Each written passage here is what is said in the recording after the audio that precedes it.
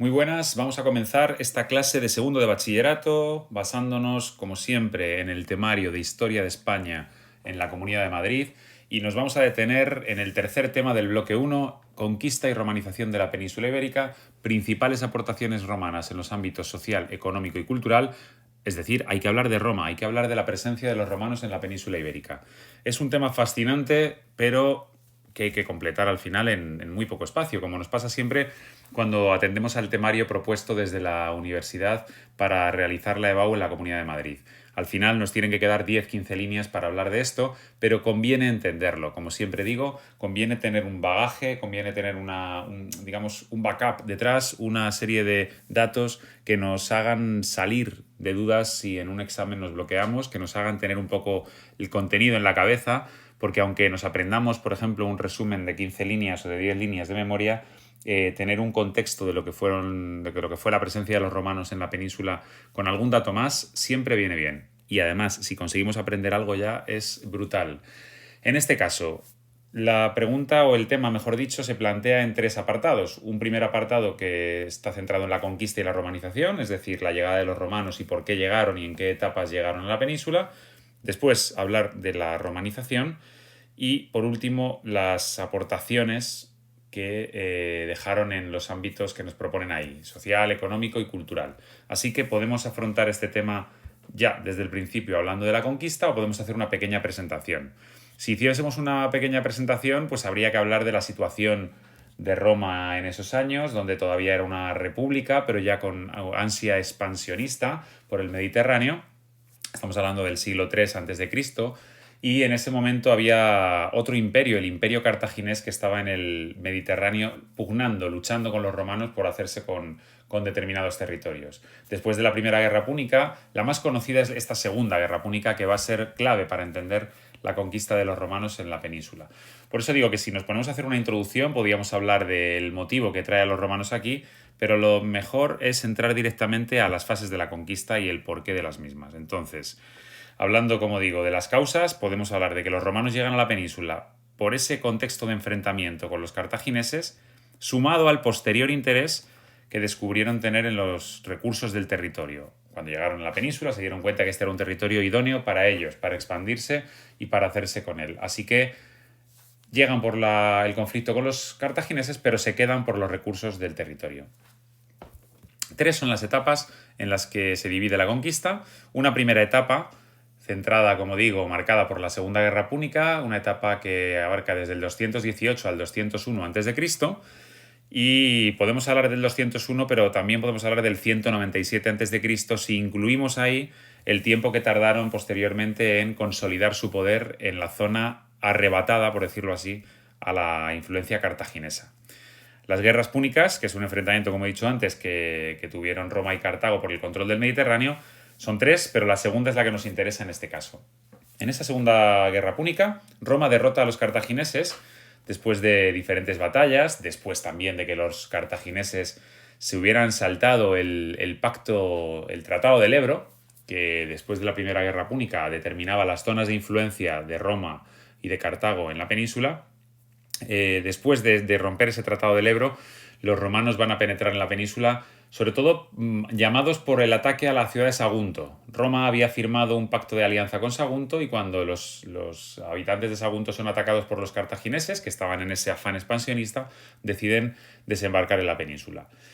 En el 218 a.C. se toma Sagunto, después de haber desembarcado, como veis ahí en esa flecha, desembarcan los romanos en Emporión, con el objetivo de cortar las líneas de aprovisionamiento a los cartagineses, que tenían el peligro de ir ascendiendo hacia el norte para llegar a Roma. Pues bien, los romanos cortan esas líneas de aprovisionamiento en la ciudad de Emporión, en la colonia de Emporión, Ampurias, y a partir de ahí podemos dar por comenzada la guerra.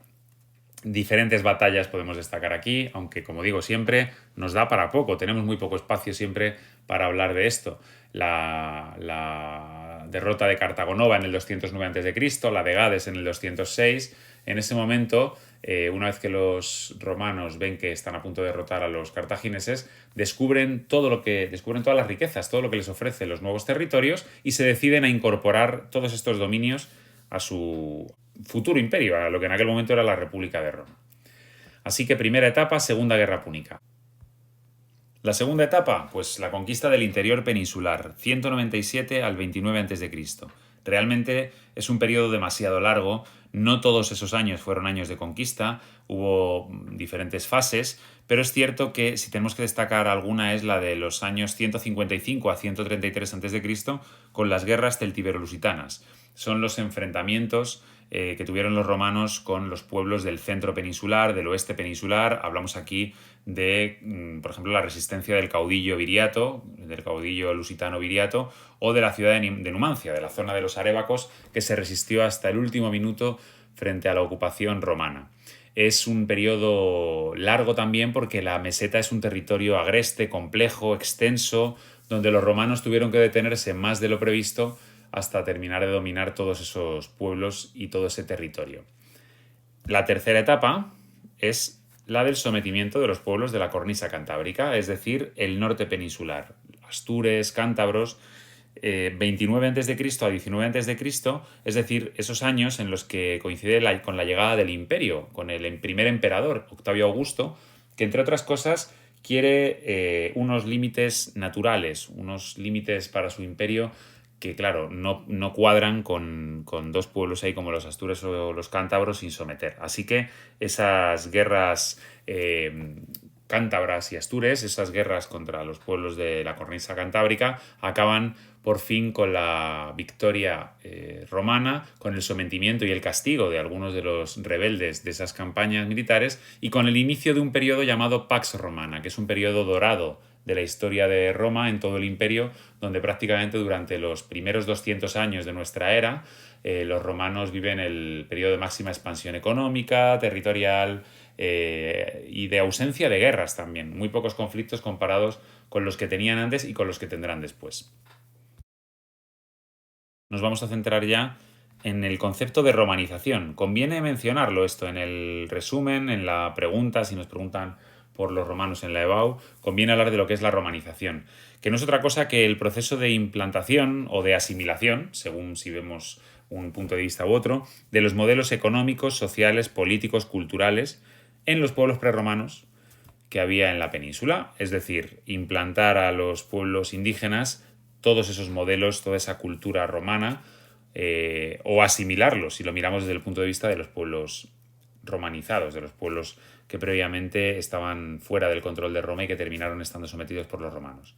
Esta romanización no se podría haber hecho, bueno, por supuesto la lideraron los conquistadores, pero no se podría haber hecho sin la colaboración decisiva de las élites locales, de los líderes de los pueblos prerromanos que, digamos, apoyaron esa implantación de esos modelos para que la población los recibiese de forma más eficaz.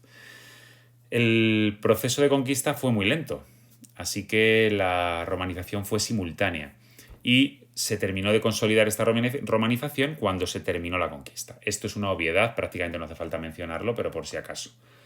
¿Qué instrumentos sirvieron para la romanización? Pues, por supuesto, el ejército, la red de comunicaciones que se estableció en la península, la organización administrativa del territorio que fue evolucionando, ahora lo veremos, una red de relaciones sociales y clientelares que asegurasen ese control en los plazos cortos y en las distancias cortas y también en las medias y largas, y la urbanización, el papel de la ciudad, que fue un papel decisivo con la creación de nuevas ciudades como Itálica, Emerita Augusta, Barcino, Tarraco, numerosas ciudades romanas de las que hoy en día podemos disfrutar de algunos de sus restos, de otras no, restos arquitectónicos, y por supuesto estas ciudades casi siempre siguiendo el modelo romano, con esas calles paralelas y perpendiculares, con ese cardo y ese decumanus que se cortaban en el foro, en la plaza central, donde estaban los principales edificios. Como decía, es importante entender que contaron con esos instrumentos y uno de los instrumentos, que es el de la organización administrativa, tenía el objetivo de homogeneizar todas las estructuras indígenas a través del modelo romano y, por supuesto, para eso era importante tener bien organizado el territorio. Así que si inicialmente cuando dominaron el este peninsular, Hispania se había dividido en dos provincias, en Hispania Citerior y Hispania Ulterior, posteriormente Augusto estableció tres provincias llamadas Tarraconense, Lusitania y Bética, y finalmente, lo veremos al final de la presentación, esta evolución, para no perdernos ahora en ello, y finalmente fueron 5: Galaecia, Tarraconense, Lusitania, Cartaginense, Bética y Baleárica, una sexta provincia. Estas provincias se dejaban en manos de un gobernador, de un consejo, y podían ser de dos tipos según el tipo de control que tuvieran. Podían ser senatoriales o imperiales. Estas provincias tenían a su vez una importante red urbana, obviamente, de comunicación. No estoy hablando de otra cosa que no sea las famosas calzadas romanas, la Vía de la Plata, la Vía Augusta, la Vía Transversal, las calzadas romanas que fueron tan revolucionarias en su momento para la ingeniería civil y que son importantísimas para entender el comercio de todo el Imperio Romano, que pasaba por todos los lugares prácticamente que rodeaban el Mediterráneo, porque el Imperio Romano rodeaba todo el Mediterráneo, el famoso Mare Nostrum. Pues estas calzadas llevaban productos y población de unos lugares a otros y conectaban y aseguraban el control y la buena comunicación en toda la península. Vamos ya a hablar de esos ámbitos, del ámbito social, económico, cultural, donde los romanos hicieron importantes aportaciones. La economía. Pues la economía es una economía de carácter esclavista, es una economía en la que los esclavos tuvieron un papel fundamental. Sin los esclavos no se entiende la evolución económica y el poderío económico de Roma en estos años. Es una economía también que tiene una fuerte influencia del sector primario, también de la minería y también, por supuesto, del comercio. Dentro del sector primario destaca la tríada mediterránea, el cultivo de trigo, vid y olivo, que además va a ser importante para entender las exportaciones principales de los romanos, que eran el vino y el aceite. También importante en el mundo agrícola, los nuevos avances, las nuevas técnicas, como la introducción del barbecho para dejar descansar la tierra y hacerla más fértil, o el regadío. Luego este regadío va a ser perfeccionado más adelante por los musulmanes en la península. En cuanto a la ganadería, destaca la ganadería ovina, la pesca también tiene su apartado especial con los salazones y el garum, plato conocidísimo del menú romano clásico. Otro sector, el de las actividades mineras, pues claro, Hispania, ya lo vimos en el tema anterior, era muy rica en yacimientos mineros. Plata, plomo, cobre, mercurio, estaño, oro, en fin. Incluso había vías como la Vía de la Plata especializadas o cuyo nombre proviene del tránsito de estos metales y del comercio de estos metales. Y de ahí deriva, o podríamos hablar de la importancia de la moneda. Los romanos tenían su moneda internacional en todo el imperio, que es el denario romano, así que podemos hablar de una economía monetaria, una economía basada en el intercambio comercial y en el uso de la moneda, y que ponía en contacto diferentes ciudades. Esos intercambios comerciales no serían posibles, como he dicho antes, sin esa red de comunicaciones terrestres y marítimas que ponían en contacto diferentes regiones y ciudades. Por eso muchas ciudades acuñaban moneda, se especializaron en acuñar moneda. Bien, aquí tenemos un mapa donde vemos hasta dónde llegaban las rutas comerciales y los tipos de productos que se movían a lo largo del imperio, a lo largo y ancho del imperio. Y como siempre vamos justos de tiempo y hay que intentar abreviar, pues vamos a hablar de la sociedad hispano-romana, una sociedad basada en la desigualdad, en las desigualdades jurídicas y en la integración de las élites indígenas, concediéndoles la ciudadanía romana para integrarlos lo antes posible, como digo, en el mundo romano. Y eso sí, como digo, había desigualdad entre hombres libres y esclavos. Y esto va a ser clave también para entender el mundo romano, la diferencia entre hombres libres y esclavos, aunque dentro de los hombres libres vamos a ver que también hay diferencias. Por ejemplo, en lo alto de la pirámide social, en una sociedad tan jerarquizada, en lo alto estaba la orden senatorial, los ciudadanos romanos, los que, digamos, el grupo social que era más privilegiado, los ciudadanos que tenían grandes latifundios, que tenían todos los derechos políticos, etc. Los caballeros estaban por debajo, también en un grupo privilegiado. Sobre todo estaba formado por la aristocracia de los pueblos sometidos, lo que llamamos la aristocracia local. Y estos también tenían cargos políticos y tenían una influencia importante en el resto de la población. La gran masa social la conformaba la plebe, los plebeyos. La plebe estaba formada por pequeños propietarios, por trabajadores libres, que eran hombres libres, pero no tenían los privilegios de los anteriores. Y por supuesto, como he dicho ya a lo largo del tema, los esclavos, que no tenían derechos, que estaban sometidos y que luchaban muchos de ellos por ser libertos. Estos esclavos forman la base social, el punto más bajo de la sociedad, en una sociedad en la que hay que hacer capítulo aparte para hablar de la presencia de las mujeres.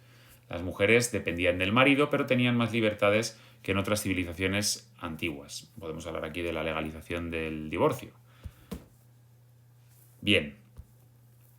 En cuanto al legado cultural, para terminar, pues aquí podríamos estar horas hablando del legado cultural de Roma y sin embargo, como he dicho y como digo siempre, tenemos muy poquitas líneas para abordar este tema. Así que nos centramos en, por supuesto, el latín. Del latín provienen las lenguas romances, el gallego, el catalán, el castellano, que se formaron a partir de la Edad Media, de mitad de la Edad Media.